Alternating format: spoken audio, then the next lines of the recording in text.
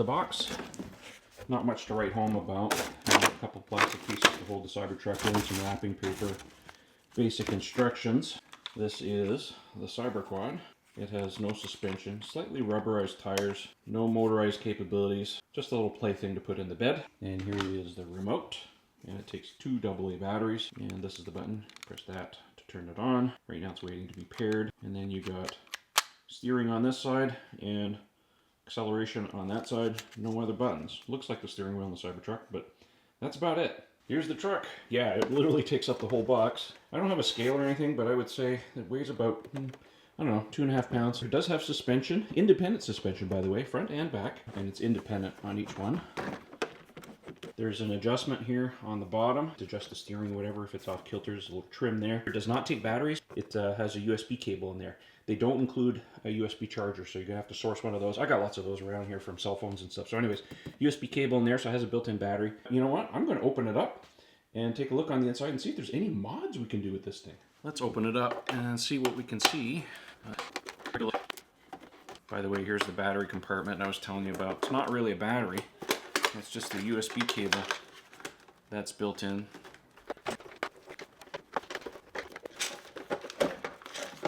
Alright, whole thing comes out, and oh yeah, there's a very cheap plastic shield here. Let me just take this off and have a clear look on the inside and see what's going on. There's your rechargeable batteries, 2 18650 cells in there, lithium ion. There's a motor here in the front which governs steering here in the front of the car, a microcontroller, that's the antenna, power switch, basic motor. I mean, that it's not much to it. And then you got some wires that go to the front LEDs and the rear LEDs. Oh, I should mention the steering mechanism on this thing. When you use the controller, it self-centers, which means when you turn the wheels, it turns and it stays until you release it and it goes back to self-center. It's either on or off, which makes this thing very difficult to steer. The gearbox here in the back is a differential, so they turn independently. So I'm wondering if there's a way that we can hot rod this thing and maybe turn this into a real RC car. There's more than enough room on the inside to do any kind of conversions. That's the inside. For pretty basic. It does have a connector here so you can take the battery out. Oh yeah, there's a balance cable there for charging. So yeah, if the batteries ever go, they're replaceable. So not that big of a deal.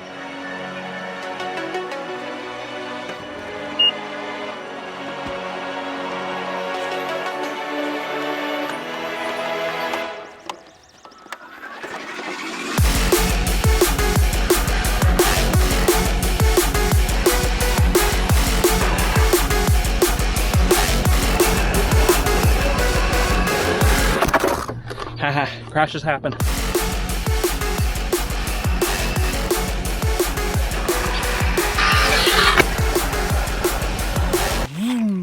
Hey wait, it's electric. 360 backflip. Woo! Dogecoin is better than Bitcoin.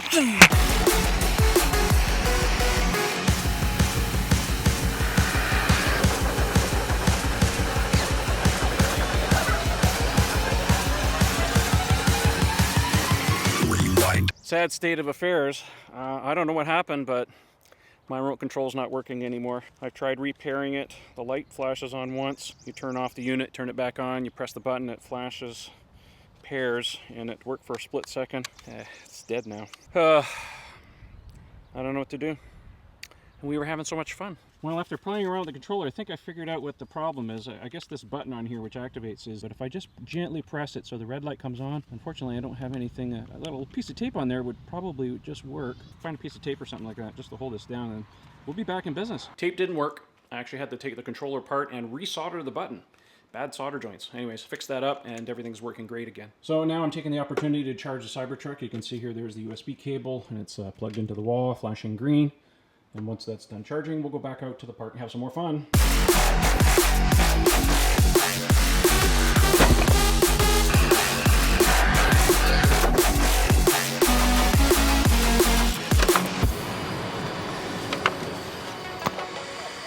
Here, Dustin, what do you think?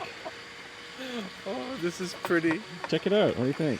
Oh my god. For those who don't know, this is my friend Dustin. He's really into RC stuff. He's the expert. Maybe we can mod this thing and really make it go. Oh, you think?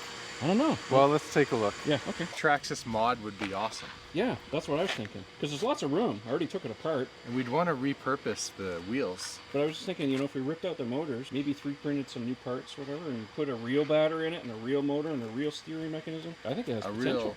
A real brushless motor. Yeah, exactly. That's neat. That's really neat. Just remember short bursts, right? Because the steering on it's really... Oh, yeah, there's nothing in between. No, I know, I told you, there's nothing. It's like self-centering and then that's it. Yeah. It would be fun to bring it up to a performance level that anyone would expect from Cybertruck. This is a real RC. Look at that.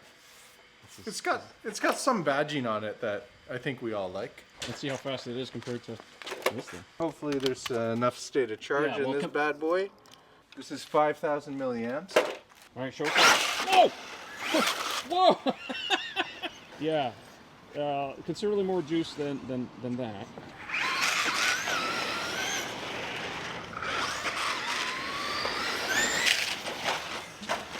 Oh! All right, let's see if the Cybertruck fits into Dustin's garage.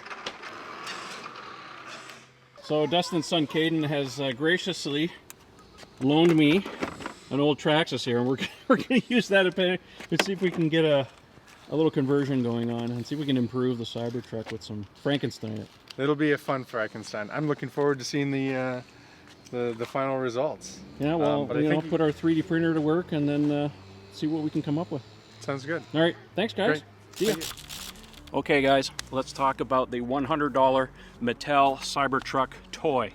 Now my opinion on this right now is that at $100, it's a bit of a stretch. I mean, if you're going to put it under the tree for little Johnny or Uncle Trevor, I think it's worth more like $50 considering the weight. It's only about 2.5 pounds. The rear motor is not powerful enough. If you get into the grass or the weeds, you're going to have to get in there and give it a little push. Matter of fact, the motor's not even strong enough to be able to do any kind of real fishtails in the sand or anything like that. The poor steering is not the best on it. I mean, it's hard left, hard right. There's no fine control in between the two, so it's really tough to steer this thing. Let me talk about the controller here for a second too, because I was not impressed with this. Mine broke almost immediately. The little pairing button on here actually desoldered. I talked about that earlier. I had to go in and fix it. The controller's still screwed in my sense because I actually have to remove the batteries in here, otherwise it'll discharge the battery completely on my end. I don't know if that was something that I broke or whatever, I don't know. But anyways, I have to take the batteries out now. I came out to the park here twice and actually go home and get some new batteries because it literally drained them on me. So not impressed with the controller. Now we got the Cyber Quad. Now this little toy, to be honest with you, it's okay that it comes with a kit, but quite honestly, I feel bad for the people that bought the $400 version, the limited one. This should have came with it. It doesn't do anything, it's just got little wheels. It's kind of fun to play with and stuff. But quite honestly, for the value, this should have been in the $400 one, not necessarily this one. But maybe Mattel might sell it as a separate item for those guys. I don't know, but yeah. I feel bad. Be prepared too. The truck is not very stable. It's very lightweight, so you put anything on top of it. Like in my case with the GoPro, it was very off kilter, of course. I scratched the hell out of this thing. I mean, at $100, I don't feel too bad, but if I had the $400 one, yeah, I would feel pretty bad about that. But anyway, what do you want? It's a $100 toy. Well, $100 doesn't go very far these days. The other thing too is that this is not a collectible, folks. Don't be going on eBay and spending exorbitant amounts of money to get one of these things. I was lucky in Canada for whatever reason.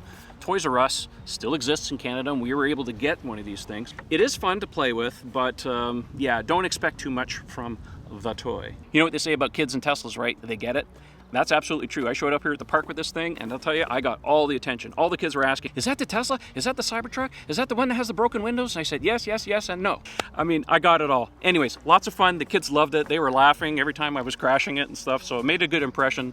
Maybe some of the kids might want some of these things. And that's about as much as I can say about this, so stay tuned. Might do some upgrades on it. We'll see. I'll keep you posted. Thanks for watching. See you in the next video. Bye, guys.